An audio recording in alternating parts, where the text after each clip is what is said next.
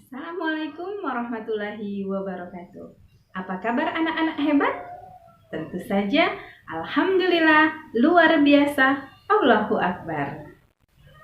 Baiklah, sebelum kalian belajar, jangan lupa untuk membaca doa terlebih dahulu. Anak-anak, hari ini masih berjumpa dengan Umi Ria di sini. Perhatikan penjelasan dari Umi berikut ini.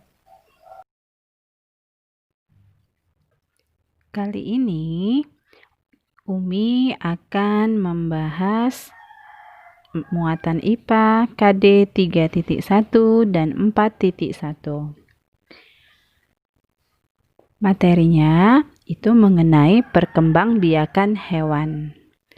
Kalau minggu lalu kita sudah membahas tentang perkembangbiakan tumbuhan, hari ini kita akan membahas perkembangbiakan hewan. Perkembangbiakan pada hewan itu ada dua, sama seperti pada tumbuhan, yaitu ada perkembangbiakan secara tidak kawin pada hewan dan juga ada namanya perkembangbiakan generatif atau kawin pada hewan. Kita bahas yang pertama dulu. Perkembangbiakan secara tidak kawin pada hewan itu contohnya adalah yang pertama dengan membelah diri. Perkembangbiakan terjadi pada hewan bersel satu seperti amoeba, protozoa, paramecium, dan virus. Secara umum, perkembangbiakan vegetatif pada hewan bersel satu dengan cara membelah diri. Hewan bersel satu seperti amoeba mempunyai yang namanya inti sel. Perkembangbiakan amoeba dimulai dengan pembelahan inti sel menjadi dua bagian. Setelah itu diikuti dengan pembelahan cairan sel dan dinding sel. Akhirnya terbentuklah dua sel amoeba baru. Kedua amoeba ini hidup mandiri dan akan membelah diri lagi. Kemudian perkembangbiakan secara tidak kawin lagi tuh yaitu dengan tunas. Jadi bisa juga dengan tunas. Jadi calon anak muncul dari bagian samping tubuh. Lama-kelamaan calon anak tersebut besar dan memisahkan diri. Contoh hewan yang dapat bertunas itu adalah anemon laut dan hidra. Oke, mungkin hanya dua itu ya, perkembangbiakan secara tidak kawin pada hewan. Selanjutnya, kita akan membahas perkembangbiakan generatif atau kawin pada hewan. Jadi, anak-anak, setiap makhluk hidup itu mempunyai kemampuan memperbanyak jenisnya. Begitu pula hewan.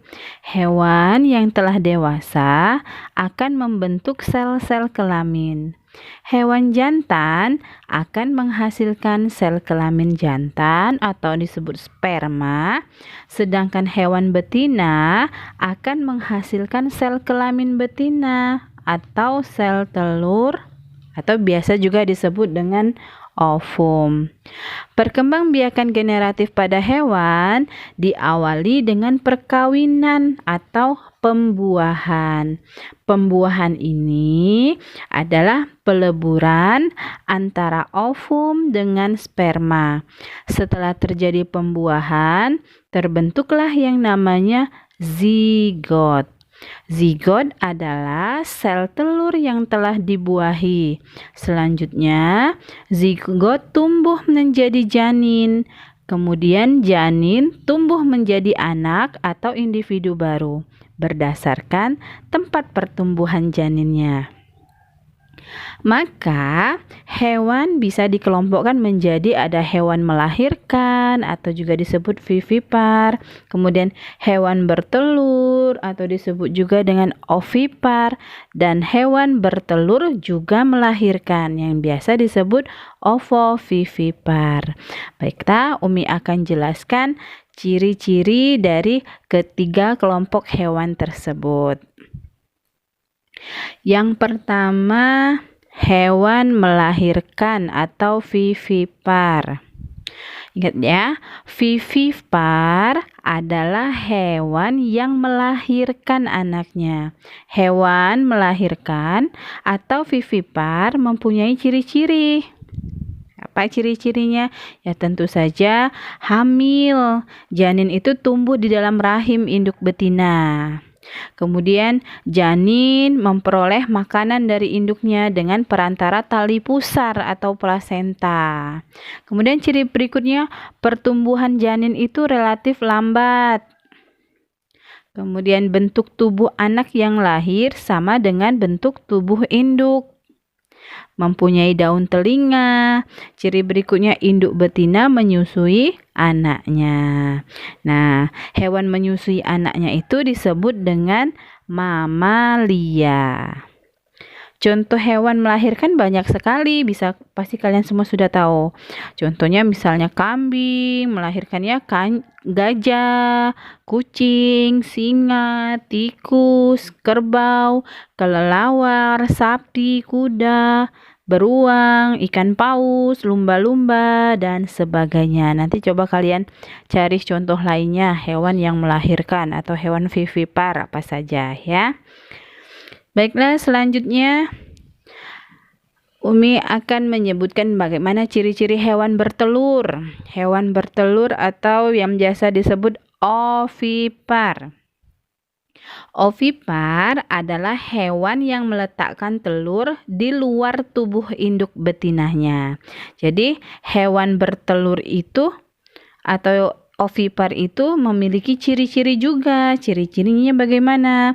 Ya, janin tumbuh di luar tubuh induk betina, tetapi di dalam telur bercangkang. Kemudian janin juga memperoleh makanan dari cadangan makanan yang tersimpan dalam telur. Janin juga tumbuh relatif cepat. Bentuk tubuh anak umumnya sama dengan bentuk tubuh induknya. Kemudian contoh hewan ovipar ini juga dia tidak mempunyai daun telinga, tidak mempunyai kelenjar susu karena dia tidak menyusui anaknya. Contoh hewan bertelur atau ovipar antara lain apa saja? Ya, ayam, burung, ikan, kemudian penyu, ular, katak juga, kupu-kupu, dan sebagainya ya. Jadi ada beberapa unggas atau burung, telur itu dirami sehingga memperoleh panas yang sesuai dari tubuh induknya sehingga menetas. Masa mengeramnya setiap jenis burung itu berbeda-beda.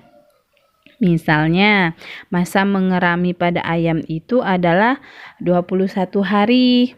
Jadi setelah melalui masa mengerami, telur ayam akan menetas. Kulit telur akan pecah dan akan keluar anak ayam yang sama dengan induknya. Tapi ada beberapa hewan bertelur seperti katak, kupu-kupu, nyamuk, dan belalang. Ketika belum dewasa, bentuk tubuh anaknya berbeda dengan bentuk tubuh induknya. Jadi selama pertumbuhan dan perkembangan menuju kedewasaan, hewan-hewan tersebut mengalami beberapa kali perubahan bentuk yang dikenal dengan istilah metamorfosis. Yang ketiga, yang terakhir ya. Jadi yang terakhir itu hewan bertelur. Kelompok hewan bertelur bukan cuma bertelur tetapi juga melahirkan. Jadi kelompok hewan bertelur juga melahirkan yang biasa kita sebut dengan ovovivipar. Contohnya apa ya hewan yang bisa bertelur juga melahirkan? Contohnya itu seperti kadal ya. Kadal sebenarnya merupakan hewan bertelur, tetapi telurnya itu menetas di dalam tubuh induk betina. Kemudian anaknya keluar dari tubuh induk betina. Jadi dia bertelur di dalam perut ya, dan juga menetasnya juga di dalam tubuh induknya itu. Kemudian hewan yang demikian itu disebut dengan itulah yang disebut dengan hewan bertelur melahirkan atau ovovivipar.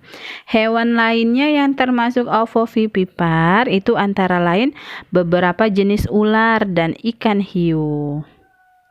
Nah, ciri-ciri ovovivipar itu sama dengan ciri ovipar. Demikian penjelasan dari Umi. Semoga kalian bisa memahaminya. Jika belum memahami, coba kalian putar ulang video ini. Terima kasih.